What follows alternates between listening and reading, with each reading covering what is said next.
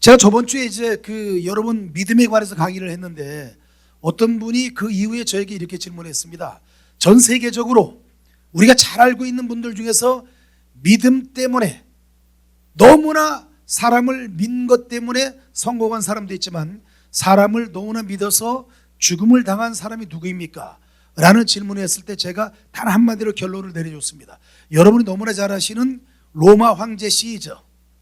시저는 그냥 우리가 역사 속의 시저보다 역사 속에 알려지지 않은 사항들이 더 많이 있습니다. 시저의 여인이 굉장히 많이 있었는데 그 중에 한 명이 바로 이집트의 여왕이었던 클레오파트라가 바로 시저의 여자였습니다. 근데 어느 날 클레오파트라가 로마로 들어옵니다. 그냥 들어오는 것이 아니고 아들 손을 잡고 로마로 입성을 했습니다. 그러면서 이 아이가 바로 시저의 아들이다. 그러니까 전 세계적으로 자존심이 높았던 로마 시민들이 너무나 자존심이 상했습니다. 우리의 황제, 우리의 신과 같은 우리의 영웅 시저가 우리의 속국이었던 이집트의 클레오파트라 여왕과의 사이에서 난 아들이 이집트의 왕위 계승권자라는 것 때문에 굉장히 자존심을 상하고, 그리고 그 이후에 다른 여러 나라에서 로마를 계속 집중적으로 반란을 일으키자 여러분이 너무나 잘 알고 있는 시저는 이미 루비콘강을 건넜다. 주사위는 던져졌다. 왔노라 보았노라 이겨노라, 이 모든 명언들이 시저에게서 나온 명언인데 가장 가슴 아팠던 명언이 브루투스 너마저도. 이 명언은 어떻게 탄생했느냐면은 시저가 이대로 가기에는 너무나 독재가 심하고 로마 시민의 자존심을 짓밟았지만은 시저를 살해할 수 있는 사람은 아무도 없었습니다. 왜냐하면 항상 근위병들이 시저를 지키고 있었기 때문입니다. 그런데 여러분, 손자병법에 가장 무서운 것이 소위비도, 앞으로 웃으면서 뒤로 칼을 겨누는 것. 내가 칼을 들고 너를 찌른다 하면 방어를 합니다. 피하거나 도망가거나 막거나. 그런데 앞으로 웃으면서 뒤로 칼을 겨누면 막을 수가 없습니다. 소위비도. 두 번째는 차도살인입니다. 내가 직접 죽이는 것이 아니고 다른 사람의 칼을 빌려서 살인을 저지른다. 그러면 내가 죽였다는 증거가 남지 않습니다. 세 번째는 이의제의. 오랑캐로서 오랑캐를 제압한다. 내 손에 피 묻히지 않고 다른 사람을 통해서 다른 사람을 제압한다. 이의제의. 그런데 시저는 소위비도에 당했습니다. 어느 날 시저가 전쟁에서 이기고 돌아옵니다. 많은 사람이 환영을 하지만 시저에게 다가가지 못합니다. 그런데 시저가 가장 믿고 신뢰하고 사랑했던 친구 브루투스가 다가옵니다. 그러자 시저는 너무나 기뻐서 자기의 가장 사랑하는 친구 브루투스를 안았습니다. 안자 브루투스가 감춰두었던 칼을 꺼내서 시저를 찔렀던 것입니다. 그래서 여기서 나왔던 그 유명한 말이, 세상 모든 사람이 나를 배신하고 나에게 칼을 겨누어도 오직 한 사람, 너만은 나를 지켜줄 것이라 믿었는데 브루투스 너마저도 나를 배신하고 말았구나. 그래서 나온 말이 브루투스 너마저도. 그때 썼던 그 병법이 바로 손자병법에 나오는 소위비도, 앞으로 웃으면서 다가가서 뒤로 칼을 겨누는 것.